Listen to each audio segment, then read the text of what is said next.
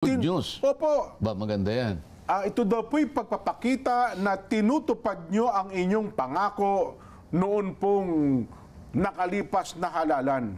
Sapagkat nagsumiti kayo sa Senado ang inyong 10 priority bills po, Sen. Nakala ko kung anong good news ang sinasabi mo. Opo, yun ang good news na naman nila, pinag-usapan na naman natin ito. Ay, hindi po, hindi po. Kasi nagpalabunutan. Impromptu po yan, Sen. Yung... Maganda yung patakaran ngayon din eh. May palabunutan po pala yan. Kasi nung ako'y nasa House of Representatives pa, Opo. pagka ganyan na magbubukas ang bagong Kongreso, mapa Senado man, mapa House, Opo. lalong-lalo na sa House, dahil sa dami siguro ng mga nakikipag-gitgitan na makapag-file ng kani-kanilang mga panukalang batas, isang linggo bago magbukas nakalinya na yung mga staff, dala-dala yung mga panukalang batas. Doon na sila natutulog mismo kung saan sila nakatayo. O kung saan sila nakaupo. Ako, sinubukan ko rin yun Para kahit papano, kasi merong konting relasyon yung baba ng bilang doon sa mga unang tatalakayin. Ganun mo ba yun? Halimbawa, si Congressman Nelson Lubao, nakayanan niyang nung siya'y mag-file, nasa 50 to 100 yung kanyang mga bills.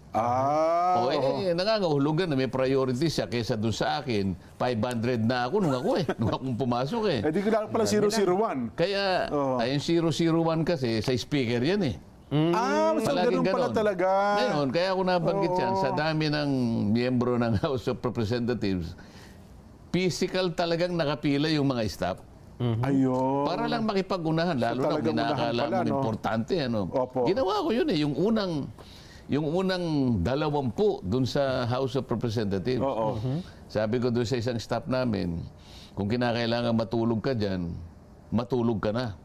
Meron na pong nauna, hindi balik ako, diluminya ka. Magkagano naman, nasa 120 na yata, hindi natnang ko Mataas pa rin talaga ang bilang pala, Pagkatapos, yung mga huli, 2,500 na. So, kung yung baba ng bilang mo ay isa sa basihan na matatalakay ka na mas maaga. May ganun pala. Ngayon, sa Senado, nagbunutan. Kaya nagpadala ako ng staff, bunutan, maglalagay, kung sino yung nakabunot ng ganito, yun ang slot mo. Nagkataon na yung unang bunutan, number 4, yung nakuha kong slot. Kaya, yung araw na kung saan ipa-file yung unang 10 bills mo, ang nakatoka sa akin, June 30 up to July 3. Ayun. Kaya nandun ako kahapon. So kahapon, July 3 pala. Schedule. Kaya maganda sapagkat bunutan. Dati rin kasi, yung Senate President, siya yung nauuna. So naging liberal. Di ba maganda naman talaga? Tama. Palibasa, 24 lang naman kami, kaya walang masyadong... Kasi nasanay nga ako kung doon sa Kamara, 300 plus kayo na congressman. Kaya kung malimbawa, bawat isang congressman, isang pulang, aabutin talaga kayo ng libo-libo. Ganun pala. Yung 19th Congress na iniwanan ko, 311 kami nung una. Pamatakin niya yan, namatay yung 5, kaya naging 306. Ayun, Di ba? Ganun karami. So, bawat isa may dalawang 20. Makikipag-gitgitan yan. Nako, So sa Senado, ang nangyari, mayroon pala kayong time frame, sabi niyo ito schedule niyo. Yung slot na nakuha ko, June 30 to July 3, kaya siyempre, mahalaga sa akin yun. Requirement na kinakailangan personal kang magpakita. Sa House kasi, pwede yung staff kung kinakailangan ka ako akong pumunta, ako ang pupunta, kaya nandun ako. Bagay kasi naman sa Kamara, hindi na magkakahalatan, 300 plus kayo. At sa Senado, dapat lang kayo. Yan nga, Talagang ako nagpakita. Para talagang i-file ko ng personal. Ayun. Teka lang, ang inaabangan nila, Sen, sapagkat ito'y pinangako nyo, inihain nyo po ba yung panukala na yung nagbabayad ng 2,000 piso sa kanilang, bayarin sa kuryente, ay inihain nyo na ho ba na panukala? Kasama sa inihain ko. Binago ko lang Binago ko lang sapagkat naisip ko nung bandang huli, Opo. kapag ang nilagay ko sa batas ay talagang 2,000 pesos lang, Opo. baka mamaya biglang sumikad yung presyo, Oho. baka ma-dilute yung 2,000. Okay. Halimbawa, ang basihan kasi noon, inano ko lang sa palagay mo sa rate ng Meralco, 11 to 12 pesos per kilowatt hour, Nelson. Ano? Opo. So, 10 pesos kamo na lang. Kaya kapag siya ay kumukonsumo ng 200 kilowatt hours times 10 pesos, yun ang 2,000. Opo. Kaya lang, sa Meralco yun. Paano yun sa mga electric cooperatives na kung minsan 17, 18, Mas mataas sa probinsya 19 po. pesos? Tama kayo, oo. O sabi ko, kung kailan tumataas yung rate niya, nadadilute yung 2,000. Kaya ang ginawa ko finally doon sa batas, hindi yung 2,000 ang nilagay ko, yung number ng kilowatt hours. So per kilowatt hour na ang basihan, hindi na yung... Oo, nilagay ko ron na kapag yung kanyang nakonsumo ay 135 kilowatt hours pababa. Oo. Kasi kung halimbawa nandun siya sa Mindoro, taga Mindoro siya. Opo, naku, mahal Ang doon. singilan doon, 19 pesos. Opo, mahal doon. Subukan mo nga i-multiply yung 19 pesos sa 135. Yan, Para Nelson. makita natin, Nelson. Marirecover mo, marirestore mo sa kalagayan na parang walang nangyari, na gamit mo pa, yung naka-store na yun, na wala na talaga mangyayari ron eh. Opo. Lalasunin pa niya yung lupa, Yes. makukorek mo yun, may kuryente ka pa, may gas ka pa, May may material ka pa. material pa. Bakit hindi mo ayusin ito? I-harness mo lang pala, no? Kaya doon sa batas ko, kailangan magsama-sama yung DOE sapagkat may kuryente at mayroong gas. Opo. Yun namang sa materyales, maaaring pumasok ang DTI. Yan. Yung tungkol naman sa pagsasegregate ng basura, nandyan ang DNR. DNR, yan, opo. Yun namang mga LGU, yung nagkakalap ng bato.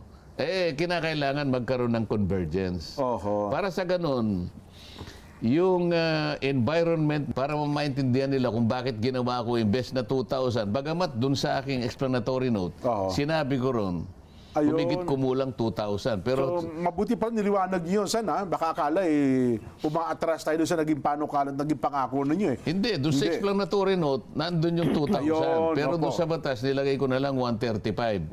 Kasi kung mataas yung rate, kapag nilagay mo lang yung 2,000, abay, malulugi. Malulugi. Tingnan mo, magkano? 2,000? Hindi po. Hindi. 135 kilowatt hours times 19 times pesos. 19 pesos. Oho.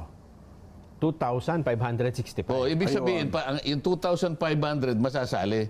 Ayun. So, hindi Kasi- naka-fix sa 2,000 pesos. Kasi nga kung Opo. 2,000 ang inano mo, Sa gamit. bigla, Tama, bigla tama. niyang tinaas yung bigla niyang tinaas yung rate. Halimbawa, Bayad, halimbawa sa Mindoro ginawa niyang 25. Nako. Oho.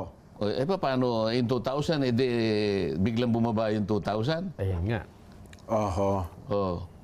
Kaya 135 na lang sapagkat doon mape-preserve mo ngayon yung espiritu na sinasabi ko. Ayun. Na at least 2,000 pesos pababa. Hindi lamang yun. Dalawa magkakambal yung bill na yon. Opo. Isa lamang yon. Yung pangalawa, ay sinasabi ko roon na yung sale ng electricity, tatanggalin yung 12% VAT. Ayun. Oho. Pumasok din yon. Instant po yun. Pag wala ng 12% Ayun talagang lahat mabe-benefit Oo. doon. Talagang sa ayaw mo at sa gusto, bababa ang presyo ng kuryente. Hindi lamang sa mga household, Opo. pati sa mga commercial at saka sa mga industrial consumers. Yung mga malilit na negosyante natin, malalaki negosyante, talagang bababa ang production cost mo. Ayun. Sapagkat mahal ang kuryente. Pero ano ang pambawi natin? No? Sapagkat alam natin naman, Sen, na mawawalan din ang kita ang gobyerno na nakukuha ng 12% O VAT. ilalakas naman ang ekonomiya mo. So may Pag pambawi lumakas tayo. ang ekonomiya mo, maraming mapuproduce. Oo. Maraming bibili. Opo. Tataas tataas lahat. Oho. Pati yung gumagawa ng ibang mga serbisyo, tataas. Marami rin kikitain ng gobyerno. So doon ang Mababawi mo rin din eh. Doon din. Doon mo rin mababawi. Isip-isipin mo, kapag ang ekonomiya mo ay may sakit, bagsak ang naman. taxation mo. Oho. Pero naging Masigla. masigla. Yan. Oh, may katakot-takot na buwis ang makukolekta mo diyan. Oho. Kasi baka yun ang maging pagtutol dyan ng mga economic managers ng ating pamahalaan. Sige nga, tumutol ka nga kung mari ikaw 'yon. Sige nga, subukan mo lang. Kasi kung i-compute natin... Tumutol ka, sige. Halimbawa, subukan mo tumutol ngayon, sige. Teka lang po, iniisip ko kasi kung magkano 12% ano di ba? Kaya nga. Di ba? O sige. O si Nelson, tumutol ka nga. Saan po natin kukunin ang pampalit? Oo. Malaking billion po yan, O, Senador. Yun ang tutol mo. Opo. O, ba't sa akin mo tinatanong yan? Hindi man ako gumagawa. Ikaw nga ang humanap. Sapagkat, yung nakalagay sa batas, affordable rates of electricity. Okay. Basahin mo Senator Nelson Lubao. Finance Secretary po ako. Ikaw ang pinans. Halimbawa, sige. Basahin mo Secretary Recto sa EPIRA. Oo. Tingnan mo yung original version ng ating batas tungkol sa kuryente. Nakalagay ba dyan? Nabubuwisan mo? Lalagyan mo ba ng bat ang kuryente? Wala. Okay. Doon sa Ipiralo ba? Wala akong nakalagay? Wala. Bigla ninyong nilagyan ng primero 6%. Pagkatapos nilagyan nyo na, pinatawan nyo na naman ng 6%, kaya naging 12%. Oho. Kaya yung salitang affordable, nawala na sa isa eh. Affordable, sabihin na abot kayang halaga. Affordable kung ano, di ba? Ano ba sa Tagalog yung affordable? Di, abot kaya nga po. Abot kayang halaga. Ano pa? Mura. Mura. Ayan. Ngayon, mapapamura ka eh. Kesa sa maging mura. Yun na nga. Ngayon, Secretary, wag ka makikipagdebate sa layunin ng batas. Ang layunin ng batas, napakalinaw eh. Murang kuryente. Oho. Bakit naging mahal? Nilagyan nyo ng bat eh, kaya tinatanggal ko, binabalik ko doon sa layunin ng batas. Ayun pala. Ngayon, Oho. gumawa ka ng paraan, kaya ka nga nandyan eh. Gumawa ka ng paraan para makakalap ka ng iba't ibang uri ng buwis, pero wag mong kukunin sa kuryente sapagkat nalalabag mo yung layunin ng batas. Ayun. So originally pala, ngayon ko lang naalaman, Sen, na original ay wala pala sa Ipiralo na patawan mo ng Kaya nga tayo may 12% programang VAT. ganito para naiintindihan ng mga kababayan natin, nakakasabay sila sa atin, maunawaan nila kung anong nangyayari sa ating paligid. So, Kung bakit natin nilalaban yan. kung automatic yan, Sen, talisin natin, ang laki agad ng ibabawas yan sa binabayar nating kuryente. Akala mo lang, pero tingnan mo, Opo. bakit sila nag-imbento ng ayuda? Oo. 5 klaseng ayuda, kapag sinuma mo lahat, 194 billion na pinamibigay lang ng walang kapararakan.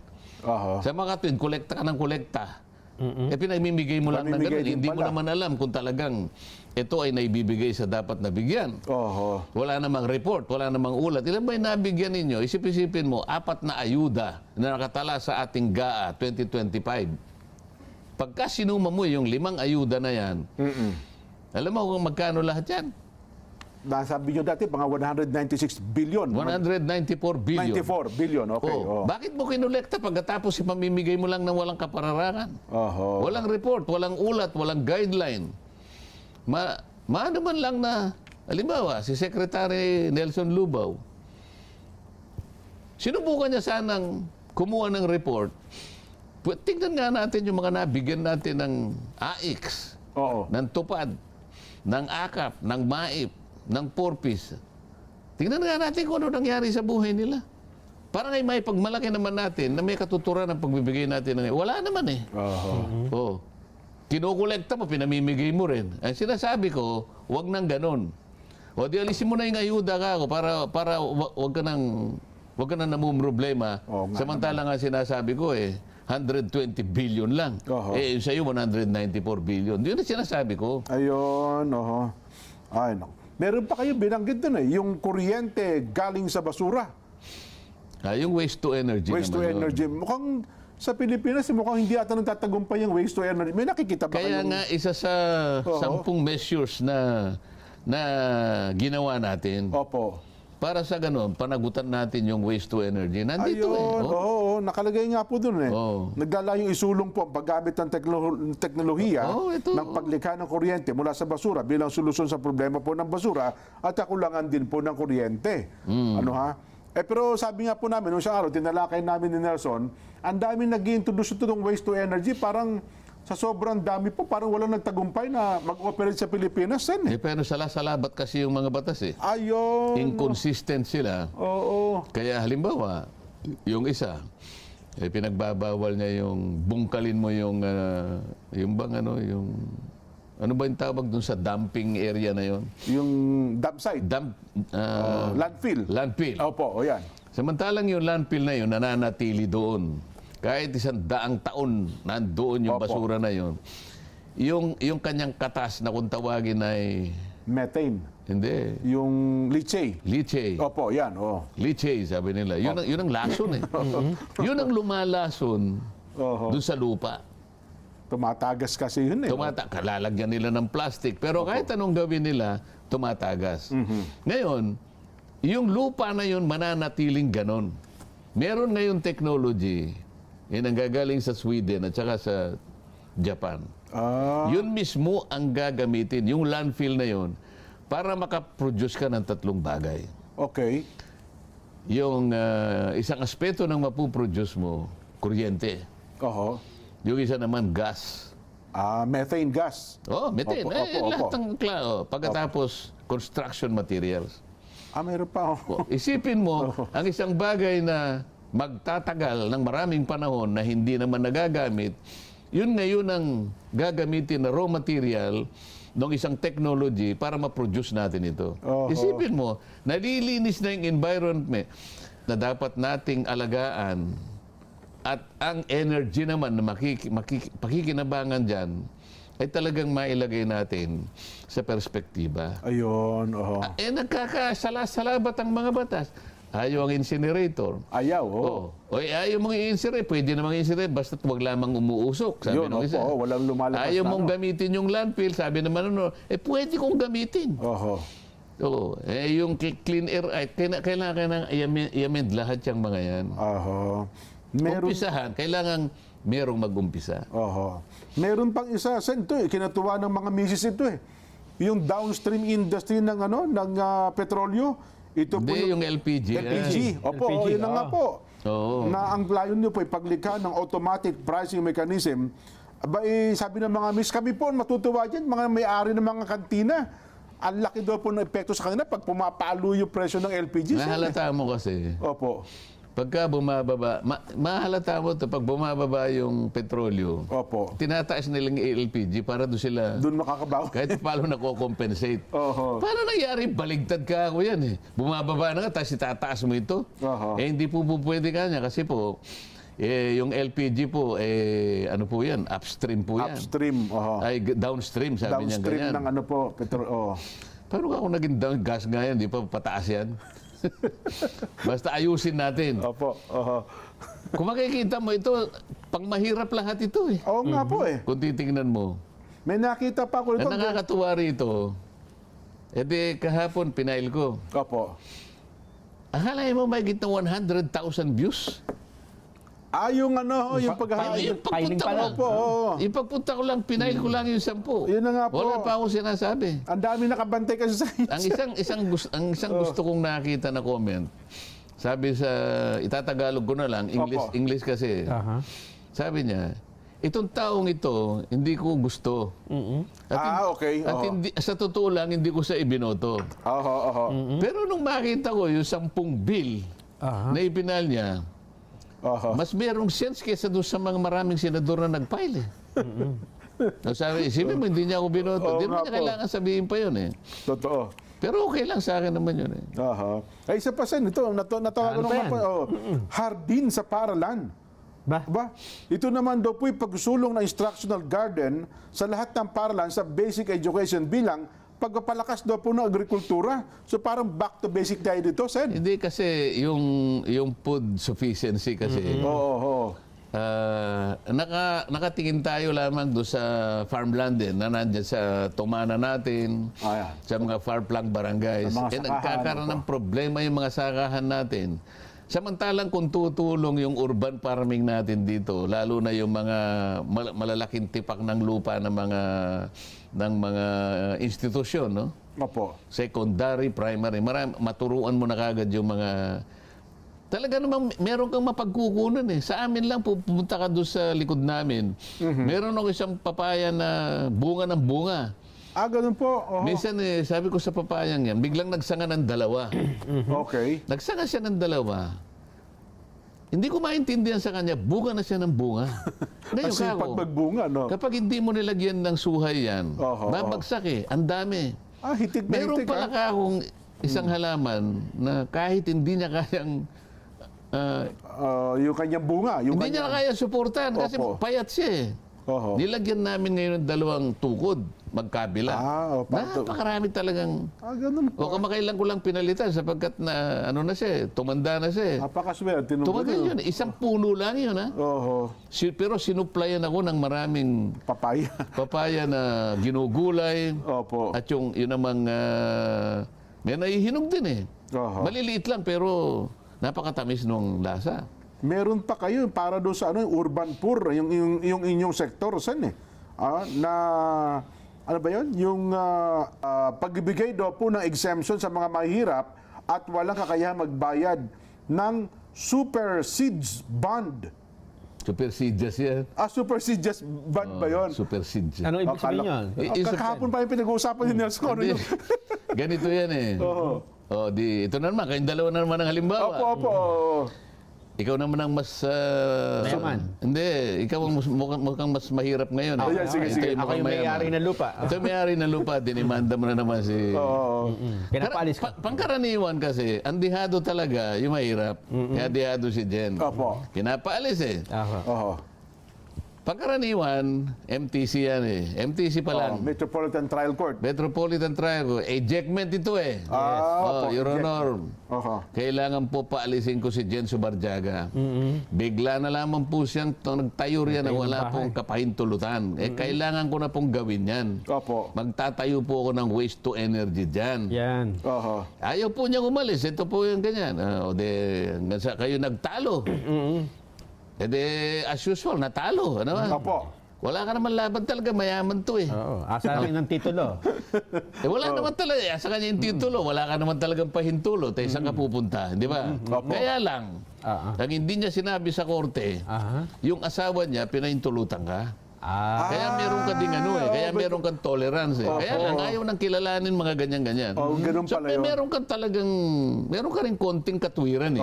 Na kailangan hanggang sa kahuli-huli ang sandali, ilaban mo yung katwiran. Opo. Eh di natalo ka. Mag-a-appeal ka ngayon. Apil ako sa korte. Opo. Yung pagkatalo mo, aakyat ka sa RTC. Ayun, regional trial court na. Ang problema, bago tanggapin ang appeal mo, Opo. kasama yung supersedes ban. Meron palang sabay babayaran pa. Ako po yun Ikaw ang pagbabayarin. Ako magbabayad. Wala kang ibabayad. Mahirap ka Mahirap na nga po ako. Nag-squat nga lang ako sa bahay, sa lupa ni Nelson. Di ba? Isipin mo, daganding-ding ka lang. Tapos ikaw ba, pagkalaki lang ng supersedes ban, ang yung sinasabi ko dyan, huwag ka na munang pagbayarin para yung appeal mo tanggapin ng korte. Para yung kahuli-huli ang hibla ng pag-asa mo, mailaban mo man lang. Ma-accept na ako. Baka sakaling ma-reverse. Ayun, yun pala yun. Yun. May dyan, requirement na hindi na, kailan talaga. Kailangan, ikaw ay talagang nakatala ka na mahirap ka talaga. Indigent talaga. Indigent talaga po. Kasi baka naman ang itinayo niya sa Lotico Airport, tapos pinapaalis ko, ayaw. Nagpatayo ako ng helipad. Mahalata naman siya na hindi siya indigent, hindi siya magpo-qualify doon. Yung supersedes band na yun, alang-alang lang sa katwiran, na mailaban mo man lang hanggang sa kaduluduluhan. Wala kang... para mo nang pinatay yung yung pag-asa mo. Wala kang... ang mahal niyan.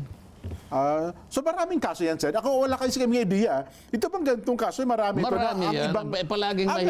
Palaging mahirap nga yung nandiyan sa kalagayan na nagbabayad ng supersedes ban sapagkat sila yung natatalo. So kung hindi siya makapagbayad, wala na yon. Wala hindi Hindi na siya makakapag-apila. Wala ka nang apila eh. Ganun pala.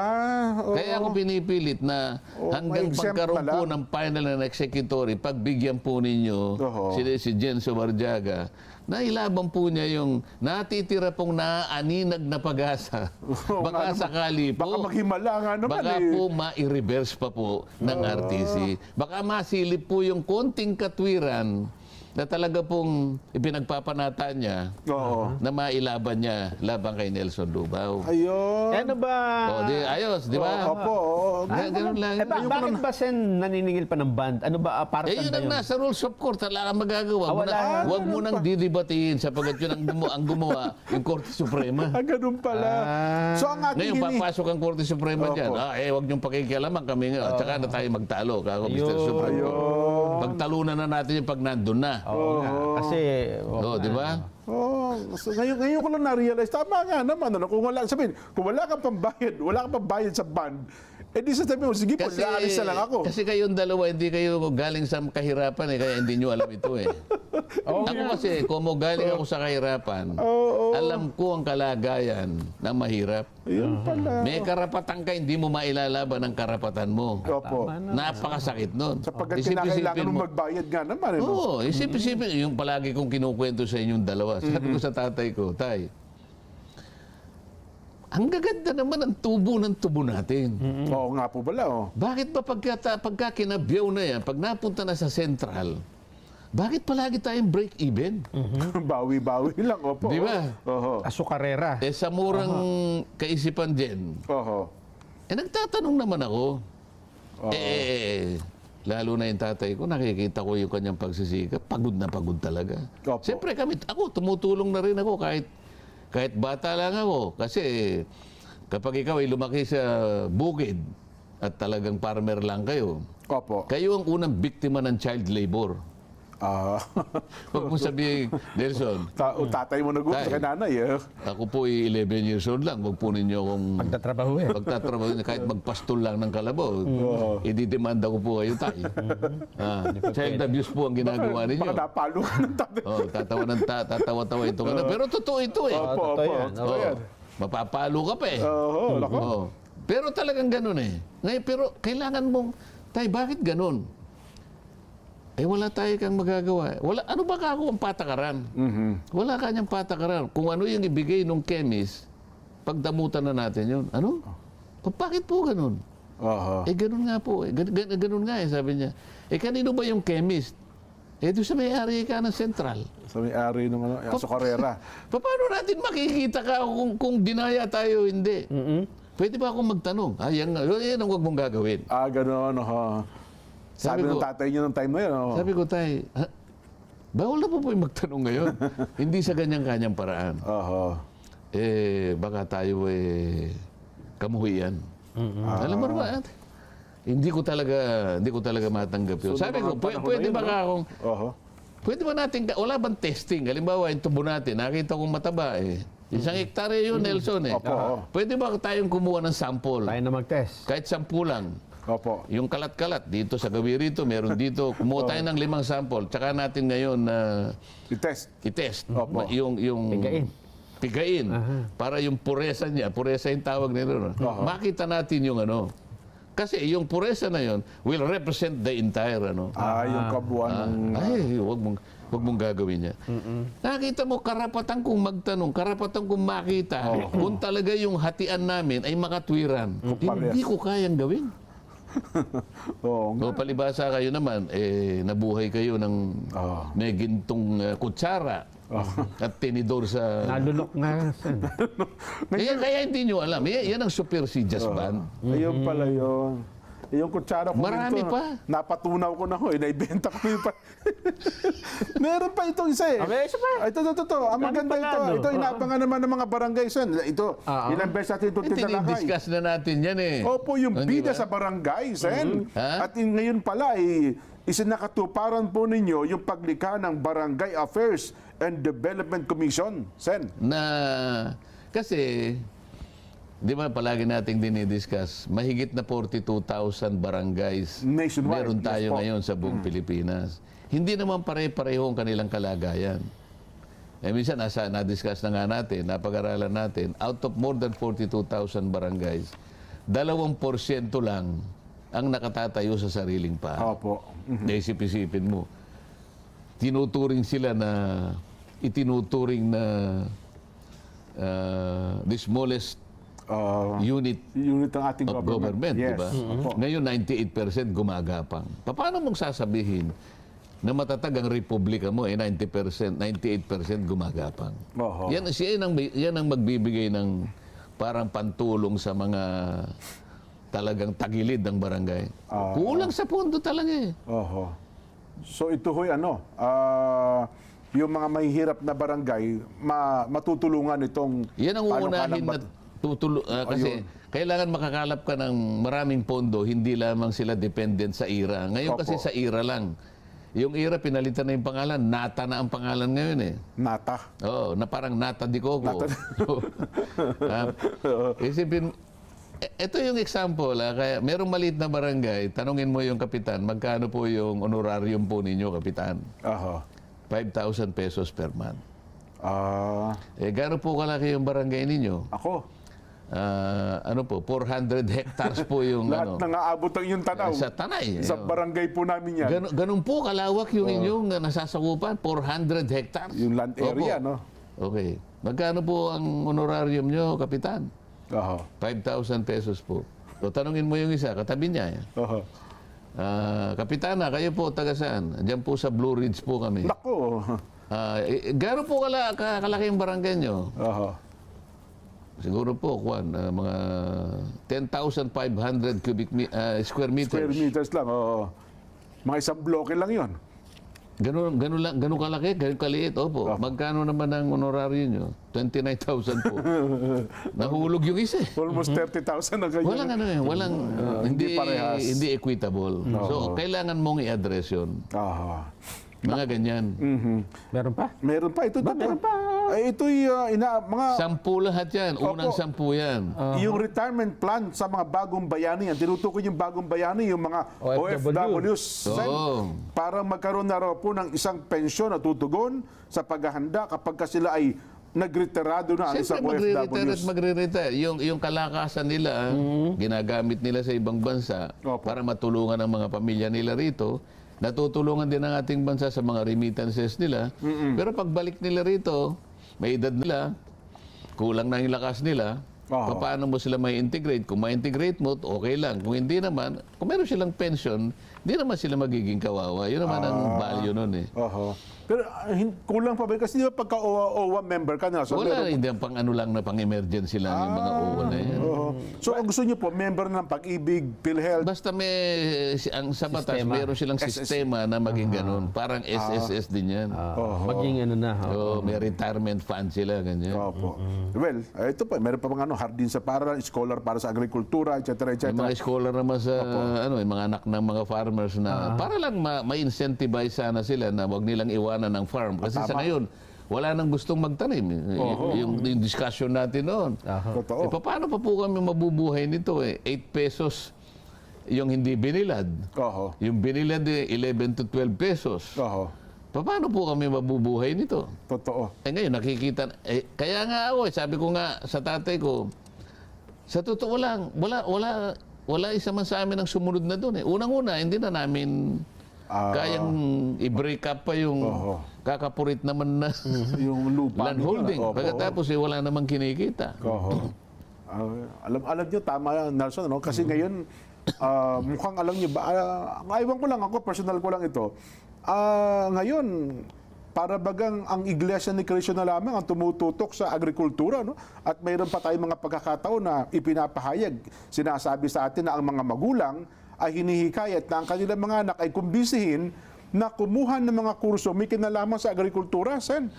Kaya nga yung isang bill ko na pang kahit na dito sa lang sa backyard mo, magagawa mo talaga eh.